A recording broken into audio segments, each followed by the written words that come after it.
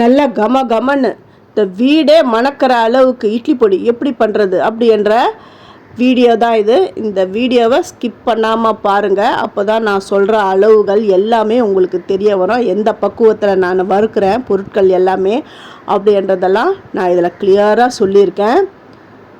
வாங்க வீடியோக்குள்ளே போகலாம். ஃபஸ்ட்டு நான் ஒரு சின்ன ஆழாக்கு அளவுக்கு உளுந்தம்பருப்பு எடுத்திருக்கேன். அதாவது 200 கிராம் உளுந்தம்பருப்பு நான் எடுத்துருக்கிறேன். இப்போ நான் கிராம் அளவு எனக்கு தெரியல அப்படின்றவங்க டம்ளர் அளவு எந்த அளவு எந்த பாத்திரம் எடுத்துருக்கிறீங்களோ அந்த அளவுலேயே நீங்கள் மெஷர் பண்ணிக்கலாம். நான் ஒரு சின்ன ஆழாக்கு உளுந்தம்பருப்பு எடுத்திருக்கேன். 200 கிராம் உளுந்தம்பருப்பு. அதை வறுக்கணும். அடுப்பை ஸ்லோவில் வச்சு தான் வறுக்கணும். இது நல்லா வறுபட்டு வரணும். கடைசியில் இது எப்படி வறுக்கணும் அப்படிங்கிறதையும் நான் உங்களுக்கு சொல்கிறேன். இது நல்லா கிறிஸ்பாக அது வாயில் வச்சோன்னா அந்த கிறிஸ்பாக கடிப்படணும். அந்த அளவுக்கு வறுக்கணும். இதை வறுத்தாச்சு. இதை ஒரு தட்டில் நான் கொட்டிடுறேன். அதுக்கு அடுத்தது கடலைப்பருப்பு. கடலைப்பருப்பு நம்ம உளுந்தம்பருப்பு எவ்வளவு எடுத்தோமோ அதில் பாதி அளவு கடலைப்பருப்பு எடுக்கணும். எப்போவுமே உளுந்தம்பருப்பு நம்ம எந்த அளவு எடுக்கிறோமோ அதில் பாதி தான் எடுத்து இந்த பருப்பு பொடி செய்யணும். அப்போ தான் டேஸ்ட் ரொம்ப நல்லா இருக்கும். இதெல்லாம் சைஸ் இந்த உளுந்தம்பருப்பும் கடலைப்பருப்புக்கும் சைஸ் வித்தியாசம் இருக்கும். அதனால தான் அது டெம்பரேச்சர் அளவும் வித்தியாசப்படும். அதனால தான் இதெல்லாம் தனித்தனியாக வறுக்கணும். இந்த கடலைப்பருப்பு பாதி அளவு வறுபட்ட உடனே துவரம்பருப்பு ஒரு 1/4 ஆழாக்கு சேர்க்கணும். அதாவது 1 ஆழாக்கு உளுந்தம்பருப்பு, 1/2 ஆழாக்கு கடலைப்பருப்பு, 1/4 ஆழாக்கு துவரம்பருப்பு. இந்த துவரம்பருப்பு சேர்த்திங்கன்னா இன்னும் ரொம்ப நல்லாயிருக்கும்.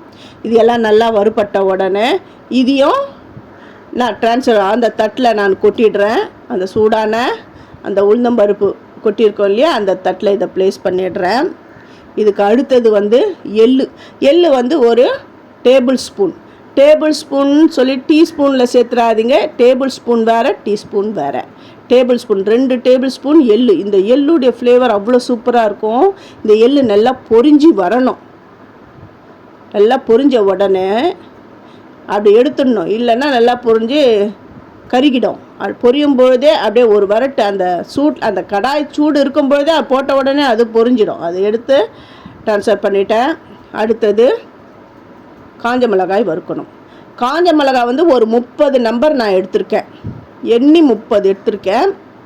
அதுதான் எடுத்து நல்லெண்ணெய் 1 டீஸ்பூனுக்கு மேலே விட வேணாம். அப்படியே நீங்கள் போட்டிங்கன்னா என்ன ஆகும்னா அது நல்லா கமுறும். அப்படியே இரும்பல் அதெல்லாம் வரும். அதனால தான் எண்ணெய் ரொம்ப இல்லை, ஒரே 1 டீஸ்பூன் தான் நான் விட்டு நல்லா வறுத்து அதையும் சேர்த்துட்டேன். இது எல்லாமே நல்லா ஆறணும். இப்போது நான் எப்படி வறுத்துருக்கேன் அப்படின்றத நான் உங்களுக்கு சொல்கிறேன். கொஞ்சம் கடலைப்பருப்பையும் உளுத்தம்பருப்பையும் எடுத்து நான் பண்ணுற மாதிரி எந்த அளவுக்கு கிறிஸ்பாக இருக்குது பாருங்கள். இந்த அளவுக்கு கிறிஸ்பாக இருக்கணும். அப்படி வாயில் வச்சுக்கணும், நொறுங்கணும். அந்த அப்படி கடிப்படும் பொழுது அந்த அளவுக்கு வறுத்துக்கணும். இப்போ எல்லாம் நல்லா ஆறிடுது. இப்போ ஃபஸ்ட்டு காஞ்ச மிளகாவை நான் இந்த மிக்ஸி ஜாரில் சேர்த்து இதை நல்லா நான் பொடி பண்ணி இதை எடுத்துன்னு வந்துட்டேன் பாருங்கள். இதை பொடி பண்ணிட்டேன். இப்போ என்ன பண்ணணுன்னா அந்த பருப்பு வகைகளை இதில் சேர்க்கணும். இல்லை நான் இதில் பெருங்காயம் சேர்க்கலையே அப்படின்றீங்களா? நான் பெருங்காயம் பவுட்ரு பெருங்காயம் தான் நான் சேர்க்க போகிறேன். இல்லை நான் கட்டி பெருங்காயம் வச்சுருக்கேன், நான் கட்டி பெருங்காயம் தான் சேர்க்க போகிறேன் அப்படின்றவங்க என்ன பண்ணுங்கன்னா, இந்த காஞ்ச மிளகாவுக்கு நம்ம எண்ணெய் கொஞ்சம் 1 ஸ்பூன் விடுறோம் இல்லையா, அந்த டைமில் கட்டி பெருங்காயத்தை நல்லா அதை தட்டிட்டு அப்படி போட்டு பொரித்து எடுத்துகிட்டு அதுக்கப்புறம் காஞ்ச மிளகாவை போட்டு வறுத்து எடுத்துருங்க. அப்புறம் இந்த மிக்ஸி ஜாரில் போடும் பொழுது அந்த காஞ்ச மிளகாவையும் அந்த வச்சுருக்கீங்களா, இப்போ அந்த கட்டி பெருங்காயம் வறுத்து வச்சுருந்தீங்கன்னா அதையும் போட்டு பொடி பண்ணி எடுத்துன்னு வந்துடுங்க. இப்போ நான் பருப்பு பொடி போட்டேன். அப்புறம் உப்பு போட்டு பொடி பண்ணி எடுத்துன்னு வந்துட்டேன். ஒரு அரைவாசி பொடி ஆன உடனே அப்புறம் எடுத்து பாருங்க அதில் பெருங்காய பொடி சேர்த்து நல்லா கலந்து விட்டுட்டு நல்லா பொடிச்சு எடுத்துன்னு வந்துட்டேன். ஒரு சிலருக்கு கொரன்னு இருந்தால் பிடிக்கும். அவங்களுக்கு இஷ்டத்துக்கு ஏற்ற மாதிரி கொரப்பாவை எப்படியே அரைச்சிக்கோங்க. நான் அதுக்குன்னு ரொம்ப மழைனா அரைச்சிடக்கூடாது. ஓரளவுக்கு நல்ல பவுட்ரியாக இருக்கணும். இப்போ நான் அரைச்சி எடுத்துன்னு வந்துட்டேன். இதை கொஞ்சம் ஆற விடணும். ஏன்னா அரைச்சி எடுத்துன்னு வரும்போது நல்லா ஹீட்டாக இருக்கும், நல்லா சூடாக தான் இருக்கும். அதனால் நல்லா ஆற விட்டுடணும்.